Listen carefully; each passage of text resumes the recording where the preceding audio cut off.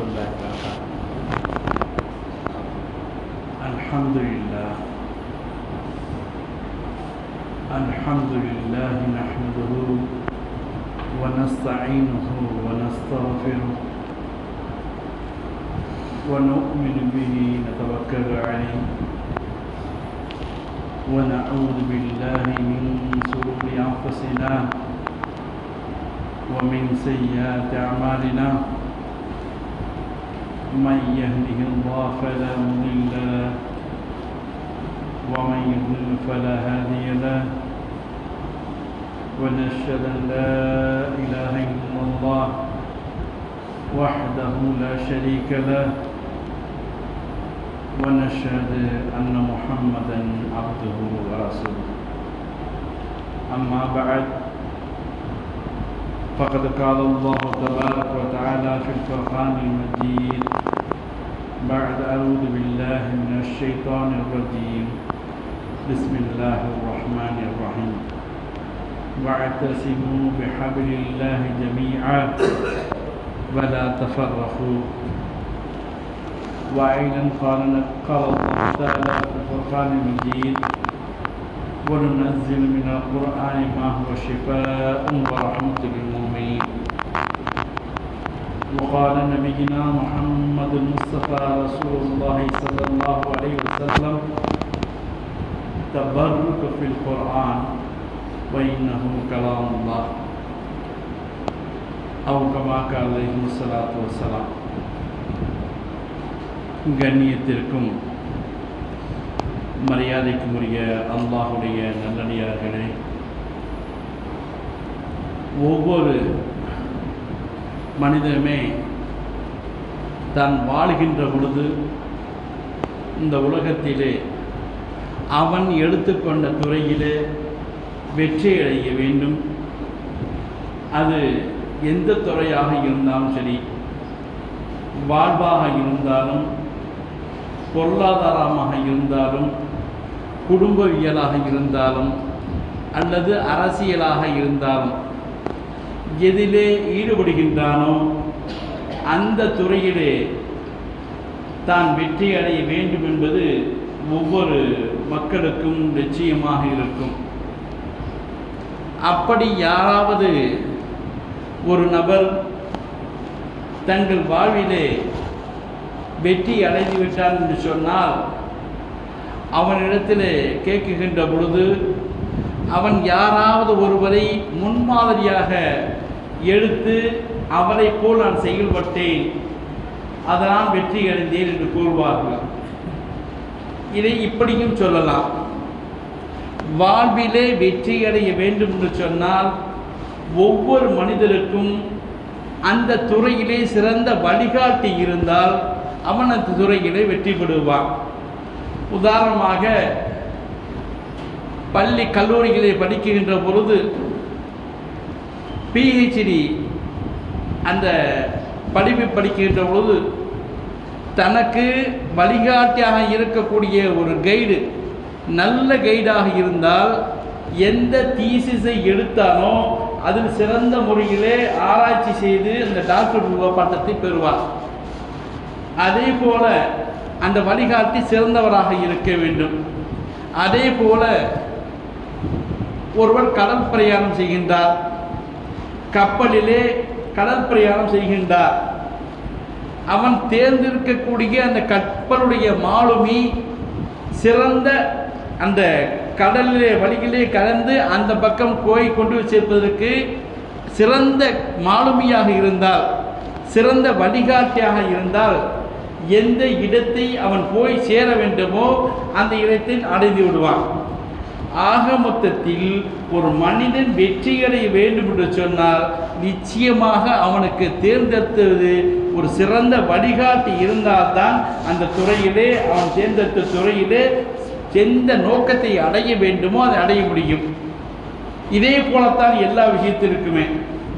குறிப்பாக ஒரு இஸ்லாமிய மார்க்கத்தை பின்பற்றக்கூடியவராக இருந்தாலும் சரி, அல்லது மற்ற மதத்தினர் சொன்னாலும் சரி, அவரவருக்கு தேவைப்பட்ட துறையிலே வழிகாட்டை தேர்ந்தெடுப்பார். ஆனால் இஸ்லாமிய சமுதாய மக்களை பொறுத்தவரை ஒரு வழிகாட்டியும் சிறந்த வழிகாட்டி இருக்க வேண்டும், தனக்கு முன்மாதிரியும் சிறந்த முன்மாதிரியாக இருக்க வேண்டும். இன்றைக்கு நிறைய நபர்கள் யாருப்பா உனக்கு இம்ப்ரெஷன், யார் உனக்கு முன்மாதிரி கட்டமாக்க, யாராச்சும் ஒரு அரசியல் தலைவர் காஃபிரை பேர சொல்கிறான், இல்லையாச்சும் ஒரு சினிமா நடிகர் அவன் காசுக்காக நடிக்கக்கூடியவன் அவனை தான் என் வழிகாட்டின்னு சொல்கிறான். கண்ணியமானவர்களே, இஸ்லாமிய மற்ற சமூக மக்களுக்காச்சும் வழிகாட்டி தெரியாமல் இருக்கின்றார்கள். ஆனால் நமக்கு சிறந்த முன்மாதிரி கண்மணி நாயகம் முகமது ஸல்லல்லாஹு அலைஹி வஸல்லம் தான். நமக்கு தலைவர் யார் என்று கபரிலே கேட்கப்படும். பெருமானாருடைய உருவ கோட்டாவை காமித்து இந்த மனதை பற்றி நீ என்ன நினைக்கின்றான் கேட்கப்படும். ஒரு வாழ்வினை உலகத்திலே நபியாக வந்த பெருமானார் ஸல்லல்லாஹு அலைஹி வஸல்லம் எப்படி நீ பார்த்தாய், அவர் சுன்னத்துக்களை முறையாக பின்பற்றினாயா, அவர் கூறியபடி நடந்தாயா என்பதற்காக பெருமானை கொண்டு கேட்கப்படும். பெருமானாரை விட சிறந்த வழிகாட்டி கிடையாது. ஆனால் மனித சமுதாயம் பெருமானாரை விட்டு யாரெல்லாம் தலைவராக ஏற்றுக்கொண்டிருக்கின்றார்கள். இஸ்லாமிய சமுதாயம் செறிவுண்டு கிடப்பதற்கு இது ஒரு காரணம். இவர்கள் முன்மாதிரி வழிகாட்டி யார் என்று கேட்டால் குர்ஆன் ஷரீஃப் தான். ஏனென்று சொன்னால் இஹ்தின சிராத்துல் முஸ்தகீம் நல்லா கேட்குறோம்ல, ஹுதல்லில் முத்தகீன், இந்த குர்ஆன் நேரிய வழியை காட்டக்கூடிய தக்வார்களுக்கும் சரி, யாரெல்லாம் குர்ஆன் ஷரீஃபை பின்பற்றுகின்றார்களோ அத்தனை நபர்களுக்கும் ஒரு முன்மாதிரியாக இருக்கக்கூடியது குர்ஆன் ஷரீஃப். இன்னைக்கு நம்ம சமுதாய மக்களை விட யாருக்காக இந்த குர்ஆன் ஷரீஃப் அருளப்பட்டதோ இவர்களை விட மற்ற சமுதாயத்தைச் சேர்ந்தவர்கள், யூதர்களாக இருக்கட்டும், கிறிஸ்தவ மதத்தை சார்ந்தவராக இருக்கட்டும், இல்லை வேறு எந்த மதத்தை சார்ந்தவராக இருக்கட்டும், குர்ஆனிலே என்ன கூறப்பட்டுள்ளது, இதை கொண்டு ஏதாவது ஆராய்ச்சி செய்து தான் தேர்ந்தெடுக்கக்கூடிய துறையில் முன்னேற முடியுமா என்று பார்த்து கொண்டிருக்கின்ற பொழுது நாம் குர்ஆன் ஷரீஃபை பரக்கத்திற்காக வீட்டில் பூட்டி வைத்துள்ளோம். பெருமானார் ஸல்லல்லாஹு அலைஹி வஸல்லம் அவரிடத்தில் ஜிப்ரீல் அலைஹிஸ்ஸலாத்து வஸலாம் ஒருவர் வருகை இருந்தார்கள். சொல்கின்றார்கள், யா ரசூலல்லாஹ், உங்களுடைய உம்மத்துக்கள் இன்ன உம்மத்துக்கும் யஹ்தலிஃபூன பஅதக, யா ரசூலல்லாஹ், உங்களுடைய உம்மத்துமார்கள், உங்களை பின்பற்றக்கூடிய அந்த கூட்டத்தார்கள் உங்களுக்கு பின்னால் பல்வேறு குழுக்களாக பிரிந்து விடுவார்கள் என்று கூறுகின்றார். ஜிப்ரீல் சொன்னோன்னு பெருமானார் ஸல்லல்லாஹு அலைஹி வஸல்லம் கேட்டாங்க, ஐனல் மஹ்ரஜ், அப்படி பிரிஞ்சிட்டாங்கன்னா அப்போ என்ன வழி, அதுக்கு என்ன செய்யலாம், ஏதாச்சும் வழி இருக்கா, என் உம்மத்துமார்கள் பிரியாமல் ஒற்றுமையாக செயல்பட வேண்டும், அதுக்கு ஏதாவது வழி இருக்கின்றதா, ஐனுல் மஹ்ரஜ் அப்படி பெருமானார் ஸல்லல்லாஹு அலைஹி வஸல்லம் சொல்கிறாங்க. ஜிப்ரீல் அலைஹிஸ்ஸலாம், குர்ஆனை பற்றி பிடித்து கொள்ளுங்கள், குர்ஆனுடைய வழியிலே குர்ஆனை ஓதுவதாக இருந்தாலும் சரி, குர்ஆனுடைய சட்ட திட்டங்களில் நடைமுறைப்படுத்தப்பட்டதாக இருந்தாலும் சரி, எல்லா துறையிலுமே குர்ஆனை பின்பற்றுகிற காலமெல்லாம் உங்கள் சமுதாயம் பிளவுபடாது என்று கூறி காட்டுகின்றார்கள். கண்ணியமானவர்களே, இன்னைக்கு குர்ஆனில் பெரும்பாலான எல்லா மக்களும் சொல்லக்கூடிய கேள்விப்பட்டுங்கள், வஅதஸிமு பிஹப்லில்லாஹி ஜமீஆ வலா தஃபர்ரகு, ஒற்றுமை என்னும் கயிற்றை பற்றி பிடித்துக் கொள்ளுங்கள், நீங்கள் பிரிந்து விடாதீர்கள் என்று குர்ஆன் ஷரீஃபில் வசனம் இருக்கின்றது. நம் சமுதாய மக்கள் எல்லா ஆளுந்தாலும் சரி, ஆளுசா அல்லாதவங்க கூட பயான் பேச போது இந்த ஆயத்தை சொல்கிறாங்க, நீங்கள் ஒற்றுமை என்னும் கயிற்றை பிடித்துக்கணும், பற்றி பிடித்துக்கணும்னு. ஒற்றுமையின் கைது இருந்துச்சா என்னங்க இருக்கு? இப்னு அப்பாஸ் ரலியல்லாஹு தஆலா விளக்கம் தெரிகின்றார்கள், வஅதஸிமு பிஹப்லில்லாஹ், அல்லாஹ்வுடைய கையில் என்று சொன்னால் கிதாபுல்லாஹ், அல்லாஹுடைய வேதத்தை பற்றி பிடித்துக் கொள்ளுங்கள். எப்பொழுது அல்லாஹுடைய வேதத்தை நீங்கள் பற்றி பிடிக்கின்றீர்களோ உங்கள் சமுதாயம் நீங்கள் ஒற்றுமை செய்ய மாட்டீர்கள், கருத்து பேர் ஏற்படாது.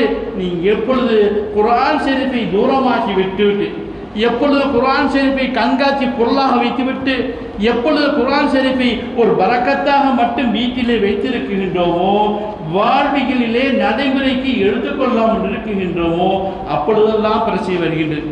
இன்னைக்கு சொல்கிறாங்க, மனித சமுதாயத்துடைய தோல்விக்கு, குறிப்பாக இஸ்லாமிய சமுதாயத்துடைய தோல்விக்கு எது காரணம் என்று கேட்டால், பெரிய பெரிய உலமாக்கள் தான் சொல்கின்றார்கள், இந்த குர்ஆன் ஷரீஃபை முறையாக வாழ்விலே நடைமுறைக்கு எடுத்துக்கொள்ளாமல் இருப்பதற்கு தான் காரணம். இன்னைக்கு நம்மெல்லாம் கல்யாணம் முடிச்சு புது பொண்ணை புது மாப்பிள்ளை அனுப்பி வைப்போம். அப்போ இந்த 7ஆவது நாள் அனுப்பி அம்மோருடைய பிரகாரம் 7ஆவது நாள் பொண்ணை அனுப்பி மாப்பிள்ளைக்கு அனுப்புவோம். அப்போ என்ன செய்வோம்? ஒரு அழகான குர்ஆன் ஷரீஃப், புது குர்ஆன் 1000 2000 வாங்கி கொடுத்து, புது குர்ஆன் வாங்கியிருக்கம்மா, ரொம்ப காஸ்ட்லியாக குர்ஆன், எந்த காரணமும் பிச்சிடாத சொல்கிறது என்ன சொல்ல, எந்த காரணத்தை கொண்டு குர்ஆனை பிச்சிடாதேன்னு அர்த்தம்டா. குர்ஆனை கொண்டு போய் தர்றது பீரோவில் வை, திறந்து இருந்து பார்த்துடாத, பார்த்தா பிஞ்சுவேன். எங்கே குர்ஆன் ஷரீஃப் ஓதுவதற்காக அருளப்பட்டது. எப்பொழுது காலமெல்லாம் குர்ஆன் ஷரீஃபை வாழ்வினை நடைமுறைப்படுத்தி குர்ஆன் ஷரீஃபை ஓதிக்கொண்டு இருக்கின்றவோ அப்பொழுது நாம் வாழ்க்கைக்கு பிரச்சனைகள் எல்லாம் தீர்ந்து விடுகின்றது. ஆனால் என்ன சொல்றோம், எல்லாருடைய வீட்டுகளையுமே இதே பள்ளியை பாருங்க, ஜும்மா பள்ளியை பாருங்க, நூற்றுக்கணக்கான குர்ஆன். எத்தனை பேர்கள் இந்த ரமலான் எத்தனை குர்ஆன் முடித்திருப்போம்? ஒரு குர்ஆன் எல்லாரும் முடித்திருப்போமா? 5 முடித்திருக்கின்றோமா? ஏன்? குர்ஆன் சரி பரக்கத்தானது, பாதுகாக்கத்தே வேணும், யூஸ் பண்ணக்கூடாது. 10 வீட்டில் வச்சுருக்கேன், எங்கள் வீட்டில் வச்சுருக்கேன் 4 குர்ஆன் இருக்கு. இந்த சின்ன பிள்ளைங்க ஒரு எஸ்னா குர்ஆன் மட்டும்தான் வெயி 30 ஜூஸ் குர்ஆன் அப்படியே இருக்குன்னு சொன்னால் நம் வாழ்விலே குர்ஆனை நடைமுறைப்படுத்துவதும் கிடையாது, குர்ஆன் ஷரீஃபை நாம் எடுத்து ஓதுவதும் கிடையாது.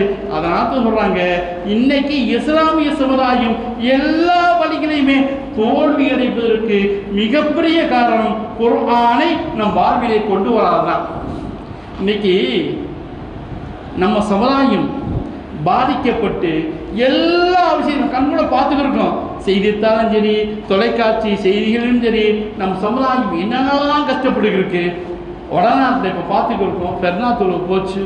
பெருநாத்தொழுகை தொழுதா ரோட்டில் பள்ளிவாசல் நிறைஞ்சி வெளியே வந்து தொழுதா உன் பாஸ்போர்ட் ரத்து செஞ்சிடுவேன், உன் டிரைவிங் லைசன்ஸை கேன்சல் பண்ணிடுவேன். என்ன செய்தார்கள்? ஏன் இவ்வளவு பெரிய நெருக்கடிக்கு, இஸ்லாமிய வாழ்வின் நெருக்கடிக்கு இவ்வளவு காரணம் என்ன? ஒரு இஸ்லாமியனாக இந்த உலகத்திலே இந்தியாவிலே வாழ்வதற்கு இவ்வளவு பெரிய கஷ்டங்கள் இருக்குது என்று சொன்னால் குர்ஆனை பரக்கத்தாக வைத்திருக்கின்றது தவிர குர்ஆனுடைய ஓதுவதும் கிடையாது, குர்ஆனுடைய சட்டத்திட்டங்கள் படி நாம் அமல் செய்வதும் கிடையாது. ஹோலி பண்டிகை வந்துச்சு, ஜும்மா அன்னைக்கு ஹோலி பண்டிகை வருதுன்னு சொன்னால் என்ன சொல்கிறான்? பள்ளிவாசலை இழுத்து மூடுன்னு சொல்கிறான். பள்ளிவாசலை இழுத்து மூடு, திரையிடுங்கள். பள்ளிவாசலுக்கு வீட்டில் ஜும்மா தொழுன்னு சொன்னால் எவ்வளவு பெரிய அடக்குமுறைக்கு ஆளாக்கப்பட்டு கொண்டு இருக்கின்றோம். இந்த அடக்குமுறைக்கு இன்றைய இஸ்லாமிய சமுதாயம் ஆளாக்கப்பட்டிருந்தாலும் யாரை காரணம் சொல்கிறோம்? மத துவேச கட்சியை காரணம் சொல்கிறோம். ஒரு முறை ஹஜ்ஜாஜ் பின் யூசுப் என்ற ஒரு அரசன், இஸ்லாமிய அரசன், குறிப்பாக சொல்ல போனால் குர்ஆனுக்கு ஜபர்ஜியர் போட்டது அவங்களால தான். குர்ஆனுக்கு ஜபர்ஜியர் போட்ட குர்ஆன் தந்து அதுக்கு முன்னாடி ஹரக்கத்தில் போட்டு ஜபர்ஜியர் போட்டிருக்காரு குர்ஆனுக்கு. எல்லா மக்களுக்கும் என்ன குர்ஆனுங்கிறது இஸ்லாம் அல்லாத வேறு நாடுகளுக்கெல்லாம் சென்று விட்டது.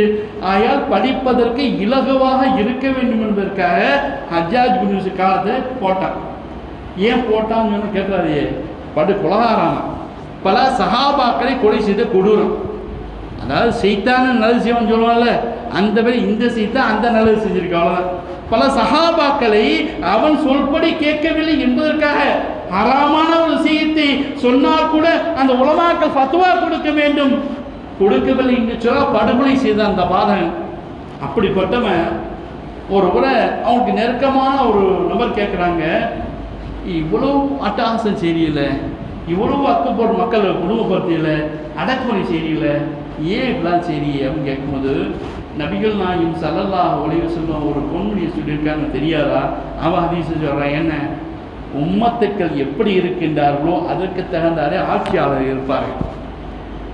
என் உம்மத்துக்கள் சரியான முறையில் நடப்பது கிடையாது, என் உம்மத்துக்கள் பெருமானார் காட்டித்த வழியிலே முறையாக வாழ்வது கிடையாது. அதனால் அவருக்கு தகுந்த எண்ணெய் அல்லாஹ் வைத்திருக்கின்றான். இதே ஹதீஸை இன்று பொறுத்து பாருங்கள். ஏன் இஸ்லாமிய மக்கள் முத்தலாக்கு சட்டத்தை எடுத்து விட்டார்கள். காஷ்மீரிலே, இந்தியாவிலே பல்வேறு மாநிலங்களே 307வது பிரிவு சட்டங்கள் இருந்தாலும், தனி சட்டங்கள் இருந்தாலும் ஏன் காஷ்மீர் மட்டும் நீக்கப்பட வேண்டும்? இஸ்லாமிய மக்கள் வாழ்ந்த நேரத்திலே இன்று மசோதாவை நிறைவேற்றியிருக்கின்றார்கள். இஸ்லாமிய சொத்துக்களை அழிக்க வேண்டும், இஸ்லாமிய சொத்துக்களை அபகரிக்க வேண்டும் நோக்கத்திலே அவர் திட்டம் போட்டு சட்டத்தை கொண்டு வந்திருக்கின்றார்கள். சொல்றாங்க இஸ்லாமிய மக்களுக்கு ஏன் இந்திய திருநாள் எல்லாத்துக்கும் சமமானதானே, இந்திய திருநாட்டில் எல்லாரும் ஒரு வக்குவோடு முஸ்லீம் சார்ந்த உணர்ந்து ஏன் ஒரு மாற்று மதத்தை சேர்ந்தவர்கள் வரக்கூடாதா, அவர்கள் நிர்வாகிகளாக வரக்கூடாதா, ஏன் வரக்கூடாது, வரலாம் என்று சொல்கின்றார்கள். சமீபத்தில் கேள்விப்பட்டிருப்போம், தஞ்சையிலே ஒரு கோயிலிலே அறக்காவலராக இஸ்லாமிய பெயருடைய ஒருவர் நர்கீஸ் கான் என்ற ஒருவர் இருந்ததை காரணம் காட்டி உண்மையிலே பிறப்பாலும் வளர்ப்பாலும் எல்லா விதத்திலுமே தற்போது நிலை வரும் ஒரு மாற்று மத இந்துவாக இருக்கக்கூடிய ஒரு நபர். அந்த நபர் முஸ்லீமுடைய பெயரை வைத்ததன் காரணமாக எப்படி கோயிலிலே ஒரு அறக்காவலராக முஸ்லீம் வர வேண்டும் என்று முடியும் என்று போராட்டம் நடத்தினார்கள் அல்லவா? கண்ணியமானவர்களே, இஸ்லாம் சார்ந்த துறையிலே இஸ்லாமிற்கு மட்டும் உள்ள வக்குத்துறையிலே மாற்று மத சகோதரிய என்ன ஊழல் ஏற்பட்டு இஸ்லாத்தின் நன்மக்கள் இதுக்கு முன்பு சென்ற சமுதாய மக்கள் எப்படியாச்சும் என் சமுதாயம் பலம் பெற வேண்டும் என்பதற்காக சொத்துக்களை வக்கு சென்ற சொத்துக்களை இன்று அபகரிக்க வேண்டும் என்பதற்காக இந்த போற சட்டத்தை திருத்தினாலவா? என்ன காரணம்? நம்மளுடைய செயல்பாடுகள். நாம் குர்ஆனுடைய சட்டத்திட்டங்களை பெருமானா எத்தகைய கருத்தியலில் நமக்கு உபதேசம் பண்ணினார்களோ, பெருமானா எத்தகைய வழியிலே இந்த குர்ஆன் சொல்றாங்க, இந்த குர்ஆன் மக்களுக்கு நேர்வழி காட்டும். இந்த குர்ஆனை கொண்டு தவறாக தீர்ப்பளிப்பதற்கு பல்வேறு நபரை வழிகெடுக்கும் அல்லாஹ் குர்ஆன் ஷரீஃப் சொன்னார்களோ. நாம் இந்த குர்ஆன் ஷரீஃபை குர்ஆனுடைய வளமைகளை முழுமையாக பின்பற்றாததின் காரணமாகத்தான் இப்படி ஒரு இக்கட்டான சொல்லி இருந்து இருக்கணும். கண்ணியமான அல்லாஹ்வுடைய நல்லடியார்களே, சொன்னார்கள் ஜிப்ரீல் அலைஹிஸ்ஸலாம் பெருமாள் கேட்டாங்க, ஐயுல் மஹ்ரஜ், இந்த பிரிவுகள் இருந்து என் சமுதாயம் பிளவுபட்டுக்கிருந்து எப்படி காப்பாற்ற முடியும் என்று கேட்கின்ற பொழுது சொன்னார்கள், நீங்கள் குர்ஆன் ஷரீஃபை பின்பற்றிக் கொள்ளுங்கள். எப்பொழுதெல்லாம் உங்கள் சமுதாயத்தைச் சேர்ந்தவர்கள் குர்ஆன் ஷரீஃபை தங்கள் வாழ்விலே, தங்கள் வழக்கத்திலே, தங்கள் நடைமுறையிலே ஓதுவதோடும் குர்ஆனுடைய கருத்துக்களை, சட்டங்களை தங்கள் வாழ்விலே எடுத்து நடக்க வேண்டும் என்ற ஒரு உன்னத எண்ணம் வருகின்றதோ அப்பொழுது எல்லா விதத்திலேயுமே இந்த குர்ஆன் ஷரீஃப் தீர்வாக இருக்கின்றது. கண்ணியமானவர்களை ஏற்கனவே சொன்னேன், இந்த குர்ஆன் ஷரீஃபிலே அறிவியல் ஆராய்ச்சி செய்வதற்கு அறிவியலுக்கு முன்வாரம் உண்டு.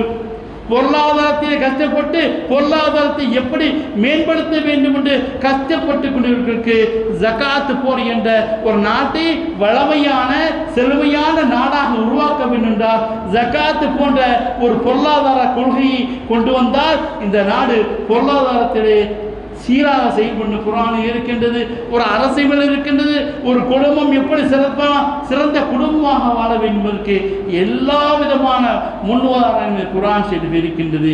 கண்ணியமானவர்களே, அதைவிட ஒரு படி மேலாக இன்னைக்கு நம் சமுதாய மக்கள் அதிகமாக எங்கே வரான்னு பார்த்தீங்க, ஆஸ்பத்திரிக்கிட்ட. ஒரு காலத்தில் இப்போ என்னப்பா ஆஸ்பத்திரி போகும்போது இன்னைக்கு பெரும்பாலும் பாருங்களேன், எல்லாருமே பிறக்கிறாங்க, வஃபாத்தாகும் போது 90% மக்கள் ஆஸ்பத்திரியிலே வஃபாத்தாராங்க. முன்னொரு காலத்தில் எல்லாருமே வீட்டில் வஃபாத்தானாங்க. ஒரு நபர்கிட்ட கேட்டிருக்காங்க, என்னப்பா இப்படி சூழ்நிலை இருக்க? இல்லை, அந்த காலத்துலலாம் பிரசவம் வீட்டில் தான் நடக்கும். அம்மா வீட்டிலே பிறந்தான், அம்மா வீட்டிலே பிறந்தான், வஃபாத்தாகும் போது வீட்டிலே வஃபாத்தானா. இன்னைக்கு பிறக்கிறது ஆஸ்பத்திரி தான், வஃபாத்தார ஆஸ்பத்திரி. ஏன்னு மருத்துவமனையோடு நாம் ஒன்று சேர்ந்து கொண்டு இருக்கின்றோம். கண்ணியமானவர்கள், ஒரு தும்மல் விழுந்து மூக்கு ஒழுகி விட்டால் உடனே மெடிக்கலுக்கு போ, நீ ஆஸ்பத்திரிக்கு போ. ஒரு சின்ன நோய் பண்ணால் இந்த ஒரு அம்மா ஆடு கொடுத்தாங்கல்ல, ஜெல்லு ஆடு சொல்லி கொடுத்தாங்க, கொடுக்கும்போது ஆட்டுடைய காதில் அட்டை மாட்டி விட்டுருவோம். அட்டை மாட்டுவங்க என்ன தெரியுங்க இருக்கா, நீங்கள் ஹாஸ்பிட்டல் போனீங்களா, முதல்ல டோக்கன் போட்டாங்க, புக்கு போட்டுவாங்க, ஒரு அட்டையை கட்டி காலத்து தொங்கிடுவாங்க. அவருக்கு காலத்துக்கு நீ உடம்பு சரியில்லை அங்கே ஆஸ்பத்திரி போகணும். எந்த சூழ்நிலையாலும் ஆஸ்பத்திரி சொல்கிறாங்க. ஆனால் அல்லாஹ் குர்ஆன் அப்படி சொல்லு, ஒன்று நஸ்ஸிலு மினல் குர்ஆன் ஷிஃபா. இந்த குர்ஆனையும் ஷிஃபா தான், குர்ஆனிலேயும் ஷிஃபா இருக்கிறது. இந்த குர்ஆனை உங்களை ஷிஃபாவாக நான் இருக்கிறோம் என்று அல்லாஹ் தன்னுடைய பெருமறையை கூறி காட்டுகின்றானே. என்றாவது ஒரு நாள் நம்ம ஆலிசாட்ட போய் ஓதி பார்க்கணும் அவசியம் இல்லைங்க. குர்ஆன் நமக்கே ஷிஃபாங்க. நம்ம ஓத தெரியாத பட்சத்தில் ஆளுங்களில் சென்று ஓதி பார்க்கலாம். நம்மளே ஓதலாமே, நாமே ஓதிக்கொள்ளலாமே. நாமே ஓதி தண்ணி ஓதி கொடுத்து கொள்ளலாமே. அல்லாஹ் சொல்றாங்க குர்ஆனிலே உங்கள் ஷிஃபா இருக்கின்றது, உங்கள் அருள் மருந்து இருக்கின்றது. ஆனால் யாரும் அந்த அருள் மருந்து எடுத்துக்கொள்ளாமல் அல்லாஹ் மீது நம்பிக்கை குறைவீங்க, நம்பிக்கை இல்லைன்னு சொல்ல முடியாது, நம்பிக்கை குறைவு. குர்ஆனில் ஷிஃபா இருக்குது என்று அல்லாஹ் குறிக்காட்டுகின்றார். இந்த ஆயத்தின் மீது இருக்கின்ற நம்பிக்கை குறைவின் காரணமாக மருத்துவமனை நோக்கியும் மருந்தகம் நோக்கியும் செல்லக்கூடிய ஒரு மோசமான சூழலில் இருக்கின்றோம். அல்லாஹ் தன் குர்ஆன் சொல்வது இன்ன அன்சல்னாஹு இலைக்கும் முபாரக்கா, அல்லாஹ் இந்த குர்ஆனை உங்களுக்கு பரக்கத்து பொருந்தியதாக அனுப்பி தந்திருக்கின்றோம் சொல்றான். நான் ஏற்கனவே கொஞ்ச நாளைக்கு ஜும்மா சொன்னேன், பரக்கத்து என்றால் காசு மட்டும் நினைச்சிடாதே. பரக்கத்து என்றால் காசு மட்டும் சரி, உங்கள் வாழ்விலே உங்களுக்கு எதிரெல்லாம் தேவைப்படுகின்றது அத்தனை முபாரக். இன்ன அன்சல்னாஹு இலைக்கும் முபாரக்கா, உங்கள் வாழ்விலே பொருளாதாரம் தேவைப்படுகின்றதா, குர்ஆன் ஷரீஃபை ஓதுங்கள். உங்கள் வாழ்விலே மன நிம்மதி தேவைப்படுகின்றதா, குர்ஆன் ஷரீஃபை ஓதுங்கள். உங்களுக்கு குழந்தை செல்வம் இல்லையா, குர்ஆன் ஷரீஃபை ஓதிக்கொள்ளுங்கள். நீங்கள் ஒற்றுமையாக இருக்க வேண்டும் என்று நாடுகின்றீர்களா, குர்ஆன் ஷரீஃபை ஓதிக்கொள்ளுங்கள். இந்த நாடுடைய அடக்குமுறைகளே அநியாயத்திலே நாம் பாதிக்கப்படுகின்றோம் நினைக்கின்றீர்களா, குர்ஆன் ஷரீஃபை ஓதிக்கொள்ளுங்கள். முபாரக்கா, உங்களுக்கு தேவையான எல்லா விஷயத்துக்குமே தீர்வாக அல்லாஹ் ஜல்ல ஷானஹு இந்த குர்ஆனை வைத்திருக்கின்றான். பெருமாள் சொல்வார்கள் அல்லவா, தபர்ருக்கு ஃபில் குர்ஆன், இந்த குர்ஆனை கொண்டு நீங்க பரக்கத்து பெறுங்கள். ஏன் தெரியுமா, வைன்னஹு கலாமுல்லாஹ், இது அல்லாஹ்வுடைய சொல். கண்ணியமானவர்களே, குர்ஆன் என்பது நாம் கேட்கிறோம், நமக்கு இன்ஜீல் ஜபூர் எல்லா வேதமும் இருக்கு. 3 வேதத்துக்கும் 4வது குர்ஆன் ஷரீஃப். ஆனால் மற்ற 3 வேதமும் கலாமுல்லாஹ் கிடையாது, அல்லாஹ்வுடைய வேதம் தான் கிதாபுல்லாஹ். எல்லா வேதங்களும் அல்லாஹ்வுடைய வேதங்கள் தான். ஆனால் அல்லாஹ்வுடைய கலாமாக, அல்லாஹ்வுடைய சொல்லாக, அல்லாஹ்வுடைய அருள் வாக்காக வந்து குர்ஆன் ஷரீஃப் தான். ஏன் தெரியுமா, எல்லாமே ஜும்லத்தன் மொத்தமாக அருளப்பட்டது, ஒரு ஏடாக மொத்தமாக கையில் கொடுக்கப்பட்டது மற்ற வேதங்கள்லாம். ஆனால் அப்படி அல்ல, குர்ஆன் ஷரீஃப் அல்லாஹ்வுடைய வாக்காக காலத்துக்கு தகுந்தவாறு, நேரத்துக்கு தகுந்தவாறு எது வந்ததோ அத்தனையும் அல்லாஹ் ஜல்ல ஷானஹு இறக்கி தந்தான். கண்ணியமான அல்லாஹ்வுடைய நல்லடக்கு இந்த குர்ஆன் ஷரீஃப் மனித சமுதாயத்துக்கு மட்டும் அருளப்பட்ட ஒன்று. ஏன்னு சொன்னால், நம்மளை விட சிறந்து மலக்குமார்கள், பாவமே செய்யாத மலக்குமார்கள், அந்த மலக்குமார்கள் கூட குர்ஆன் ஓதக்கூடிய வாய்ப்பை எல்லாம் கொடுக்குறது. ஆனால் எங்கெங்கெல்லாம் குர்ஆன் ஓதுறாங்களோ அங்கெங்கெல்லாம் இறங்கி கூகூடு வருவாங்க, ஜிப்ரீல் சத்து தவிர. அவங்களுக்கு மட்டும்தான் அல்லாஹ் தஆலா இந்த குர்ஆன் ஷரீஃபை ஓதக்கூடிய பாக்கியத்தை கொடுத்தான். பெருமானாருக்கு ஓதி காட்டுவாங்க, இவங்க மக்கள் சொல்லுவாங்க. மற்ற எந்த நபர்களுக்கு, எந்த மலக்குமார்களுக்கு குர்ஆன் ஷரீஃபை ஓத வேண்டும் என்ற ஆசை அவா இருந்தாலும் ஓதக்கூடிய முடியாது. ஆனால் திருக்குர்ஆன் ஓதக்கூடிய இடத்திலே, திருக்குர்ஆன் ஓதக்கூடிய சபைகளே, அந்த இடத்துல மலக்குமார்கள் குவியலாமல் கூஞ்சிக்கிட்டு இருப்பாங்க. ஒரு முறை ஒரு சஹாபி வீட்டில் இஷா தொழுகை முடிஞ்சு விட்டு, நம்மள மாதிரி அதிரடியாக குர்ஆன் ஓத மாட்டாங்க, அழகாக ராகம் போட்டு குர்ஆனை வந்து ஒதுக்கியிருக்காங்க. நான் பெரிய சின்ன வீடு தான், குதிரையும் ஒட்டனமும் அங்கே கட்டிப்பாடப்பட்டிருக்கோம், கொண்டாட்டி பிள்ளைகள் எல்லாம் அங்கே தான் சங்கியிருக்கணும். அழகாக முறையில் வெளியே உட்காந்து குர்ஆன் ராகம் ஓதுறாங்க. கொஞ்சம் பார்த்தா குதிரை வெறிக்க ஆரம்பிக்குது, குதிரை வெறிக்குது. குர்ஆன் ஓதுற நிப்பாட்டுறாங்க, குதிரை அமைதியாக திருப்பி ஓதுறாங்க, திருப்பி வெறிக்குது. கொஞ்சம் பார்த்தா வானத்திலிருந்து வெள்ளை அப்படியே மேகூட்ட மாதிரி மொத்தம் வந்துக்கிட்டு அப்படியே தலைக்கு குர்ஆன் ஓத அப்படியே வருது.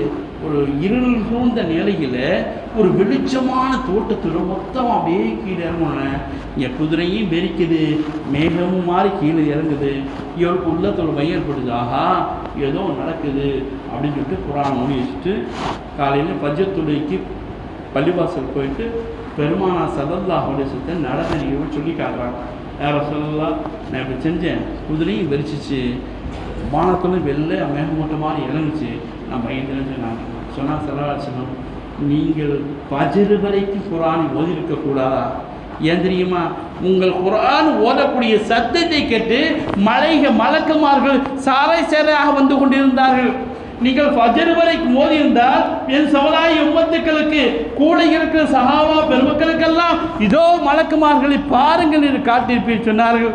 கண்ணியமானவர்களே, மலக்குகள் குர்ஆன் ஷரீஃபை ஓதுவதை கேட்டால் வந்து குவியலா வருவார்கள், மொத்தமாக சாரை சாராக இருங்குவார்கள். ஆனால் அந்த மலக்குமார்களுக்கு குர்ஆனை ஓதக்கூடிய பாக்கியத்தை அல்லாஹ் கொடுக்கல. கண்ணியமானவர்களே, அல்லாஹ் குர்ஆன் சொன்னால வனஸிலு மினல் குர்ஆன் ஷிஃபா, இந்த குர்ஆனிலே உங்களுக்கு மருத்துவம் இருக்கின்றது, இந்த குர்ஆனிலே உங்களுக்கு தேவையான நோய் நொடிக்கான அத்தனை மருத்துவம் இருக்கின்றது. இது பெருமானார் ஸல்லல்லாஹு அலைஹி வஸல்லம் காலத்திலே சஹாபாக்களே அனுபவித்திருக்கின்றார்கள். ஒரு சஹாபி புதிதாக வெளியூரிலிருந்து மெல்லுமா ஷெரீஃபுக்கு வருகின்றார்கள். பெருமானாரத்திலே கரம் பிடித்து கலிமா சொல்லி முஸ்லிமாக மாறுகின்றார்கள். ஒரு குறிப்பிட்ட 10 நாளோ 15 நாளோ இருந்து பெருமாட்ட இஸ்லாம் சமூகமா குர்ஆன் சூறாக்களை புதுசாக இஸ்லாத்துக்கு எந்த தெரியும், அரபி புழக்கமணின்னு ஈஸியாக மெமரி பண்ண, தமிழ் அப்படி பார்த்து தெரிஞ்சுக்கிறோமா தெரிஞ்சுக்கிடுவாங்க. ஒரு 10-15 சூறா மனப்பாடம் பண்ணிட்டு ஊருக்கு போகிறாங்க. போகிற வழியில் ஒரு கிராமத்தில் நம்ம மனோநிலை பாதிக்கப்பட்ட பைத்தியம் ஒரு கயிறாலோ செயினாலோ புனையப்பட்டு கட்டி போட்டு ஒரு மரத்தில் கட்டி போட்டிருக்காங்க. இப்போ இவர் கேட்குறாரு, இவருக்கு ஏன் என்னாச்சு, ஏன் கட்டி போட்டிருக்கேன்னு கேட்குறாங்க.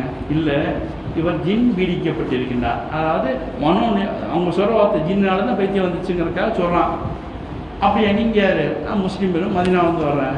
உங்கள்கிட்ட இவருக்கு ஓதிப்பார் ஏதாச்சும் தேவையாக்கக்கூடிய மருந்து இருக்குதா? ஏன் இருக்குத?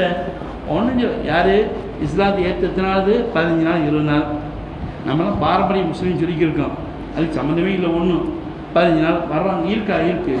அவர் பக்கத்தில் உட்காடுறாங்க, ஓதுறாங்க, துப்புறாங்க. 3 நாள் ஓதுறது ஏச்சி துப்புற, லேசாக ஏச்சின்னா துப்புறாங்க. 3 நாளில் அந்த மனோநிலை பாதிக்கப்பட்டு பைத்தியமான முழுமையாக சிவமாயிட்டார். பரிபூர்ண சுவாமி ஆர்மானம் ஆகிட்டார். ரசூல் அழைச்சிட்டு போகிறாங்க. சந்தோஷம் தான். நம்ம ஒரு ஆள் ஓதி பார்த்து ஒரு பைத்தியை தெளி வச்சுனா செய்யும், ரொம்ப சந்தோஷப்பட்டு பெருமாட்ட போகிறாங்க. யாரும் சொல்லலாம், இந்த மாதிரி நடந்துச்சு, நான் இந்த மாதிரி ஊதுனேன், அவர் சிஃபாவாயிட்டார், தேவடி ஆகிட்டார். நீங்கள் என்ன ஓதுனீங்க? சூரத்து ஃபாத்திஹா, அளவு சூறாத்தை ஓதணும். கண்ணியமானவர், குர்ஆனிலே 114 சூறாக்கள் இருந்தால் கூட சூரத்து ஷிஃபா அருள் வாக்கியம், அருள் நிறைந்த சூறா, மருத்துவம் குறைந்த சூறா என்று அளவு சூறா வருகின்ற சொன்னால் இந்த சஹாபி தானா ஓதி பார்க்கல, எந்த வழிமுறை வழிகாட்டுதல் கிடையாது, எந்த சூழலும் கிடையாது. அவர் ஓதி பார்க்கறதுக்கு என்ன காரணம்? பெருமானார் குர்ஆனிலே ஷிஃபா இருக்கு என்று அந்த சஹாபிக்கு சொன்னார்கள். அந்த சஹாபி நம்பினார்கள். இதுதான் காரணம். நம்ம ஓதுறோம், பயால கேட்குறோம், நம்புறது இல்லை. ஓதுறோம், கேட்குறோம், நம்புறது இல்லை. மெடிக்கல் நம்புகிறோம், ஆஸ்பத்திரி போகிறோம். அவர் கைராசி டாக்டர், அவருக்கு போனவெல்லாம் எல்லாம் ஷிஃபாட்டாங்க. ஷிஃபா ஒருத்தருமே அல்லா தான், எந்த மருத்துவரும் கிடையாது. எத்தனையோ மருத்துவர் பார்த்துருக்கோம் அல்லவா? மிகப்பெரிய மருத்துவர்கள்லாம் கடைசியிலே நோய்வாய்ப்பட்டு மருத்துவமனை படுத்தி இருந்து வரார்கள். தீர்க்கம் காசு வைத்துக் கொண்டு குவியல்குள்ளா வைத்தவர்களெல்லாம் பல கோடிக்கணக்கான ரூபாய் செலவழித்தும் கூட ஷிஃபாவாக்க முடியாத சூழ்நிலை இருக்கின்றது. ஆனால் குர்ஆன் ஷரீஃப் ஓதினால் எந்த விதமான நோயும் தேவையாக்கலாம். நான் ஒரு உதாரணத்தை சொல்லி காமித்தேன், எத்தனையோ பல உதாரணம் இருக்கின்றது. இப்போ நம்ம நடைமுறை இருக்கும், ஒரு குழந்தை பிறக்குது, வாலிப பருவம் வர்றான், மூர்க்கமானது வர்றான், கடைசியில் 60-70 வயசு போனோன்னே அப்படியே நடமாடவே சிரமப்பட்டு கடைசியில் படுக்க மறந்துட்டு போகிறான். இது இயல்பு வாழ்க்கை. இது பெரும்பாலுமான நக்கல் நடக்குது. ஆனால் ஒரு சில பேர்கள் தவிர ஒரு சில பேர் மறைக்கிற வரைக்கும் நம்ம ஆரோக்கியமாக இருந்துட்டு இருப்பாங்க. திரும்ப நத்த இருந்தால் திரும்ப தப்பிட்டு சொல்லுவாங்க. என்ன காரணம்? இது மனித நடைமுறை இருந்தாலும் இப்னு அப்பாஸ் ரலியல்லாஹு சொல்கிறாங்க, இந்த ஒரு சாராஞ்சல அந்த ஒரு சாரஞ்சுனா குர்ஆனை வளமையாக ஓதிக்கொண்டிருக்கக்கூடியவருக்கு அல்லாஹ் படுத்த படுக்க வைக்க மாட்டான். குர்ஆன் ஷரீஃபை யார் ஓதி வருகின்றார்களோ, பார்த்து சத்தமிட்டு ஓதிக்கொண்டிருக்கிறார்களோ அவர்களுக்கு கடைசி காலம் இழுத்து கொண்டு கிடக்காது. பெட்டியில் 1 வருஷம் இருக்க மாட்டாங்க, 2 வருஷம் இருக்க மாட்டாங்க, 3 மாசமோ 6 மாசமோ. ஏன்னா அப்படிப்பட்ட நிலைமைக்கு அவங்க எல்லாத்தையும் பாதுகாக்கணும். ரசூலுல்லாஹ் சொல்றாங்க, அறுதல் உம்ரை விட்டு நாம் பாதுகாக்க வேண்டும். தள்ளாமைன்னா நம்ம வேலையை நம்மளே செய்கிற வரைக்கும் உலகத்தில் இருக்கான். நம்ம பாத்ரூம் போகிறோம்னா நம்ம போய் சுத்தம் செய்கிற அளவுக்கு, நம்ம சாப்பிட்றோமா கையெழுகிற அளவுக்கு, சாப்பாடு எடுத்து சாப்பிடக்கூடிய அளவுக்கு நம்ம இருக்கமா நடக்கக்கூடிய அளவுக்கு, இந்த அளவுக்கு தான் உலகத்தில் இருக்கணும். அதுக்கு மேலே உள்ள அறுதல் உம்ரு தள்ளாத வயது நம்முடைய வேலைகளை நாம் செய்ய முடியாமல் அடுத்தவர்களுமா செய்யக்கூடிய வயோதிகத்தை விட்டும் யாரெல்லாம் என்னை பாதுகார் என்று பெருமாள் ஸல்லல்லாஹு அலைஹி இருக்காங்க. இந்த அறுதல் உம்ரு இருந்தாலும் கூட பிறகு எதிர்பார்ப்பு இல்லாமல் தானே கைகால் சுகத்தோடு தானே ஆரோக்கியமாக இருக்கக்கூடிய வாய்ப்பை அல்லாஹ் யாருக்கு கொடுப்பான் தெரியுமா? இந்த குர்ஆன் ஷரீஃபை வலிமையாக ஓதிக்கொள்வதால். கண்ணியமானவர்களே, நீங்கள் திருப்பி சொல்கிறேன், சூறாப போதணும், நிறைய சுகருக்கு மருந்து என்னமோ கொண்டு பேச நினச்சேன், டைம் ஆகிடுச்சு. கண்ணியமானவர்களே, நீங்கள் நல்லா யோசிச்சுங்க, எந்த ஆளும் சாப்பிட்டா போக தேவையில்லை. உங்களுக்கு ஓத தெரியாதுன்னா ஆளும் சாப்பிட போங்க. அவங்க கட்டவர்கள் வரக்கத்தாளர்கள் ஒருத்தர் இருக்கு இல்லையா, நான் தான் போக மாட்டேன், நீங்களே ஓதிக்குங்க. டெய்லி ஒரு நாளைக்கு குறைஞ்சது 7 தடவையாச்சு அலுமுசரா ஓதி தண்ணியில் ஓதி நீத்த குடிங்க. எந்த நோய் ஏதாவது சுவாத்தலாம். இது அல்லாஹுடைய அருள் வேதம். அல்லாஹ் இந்த வேதத்தை கொண்டு அனைத்து நோய்களுக்கும் தீர்வை தருவான் என்ற உயரிய நோக்கத்தோடு நான் ஓதணும் என்று சொன்னால் மருத்துவமனைக்கு போக தேவையில்லை. ஆஸ்பத்திரி எத்தனையோ பேர் பார்க்கலாம் ஊசியே போட்டதுன்னு சொல்லக்கூடிய எத்தனையோ பெரியவங்களாம் இருந்தாங்க. இன்னைக்கு ஊசி போடாத ஆலைகள் ஏன்னா இந்த கொரோனா வந்துச்சு போடுன்னு எல்லாத்துக்கும் ஊசி போட்டாங்க.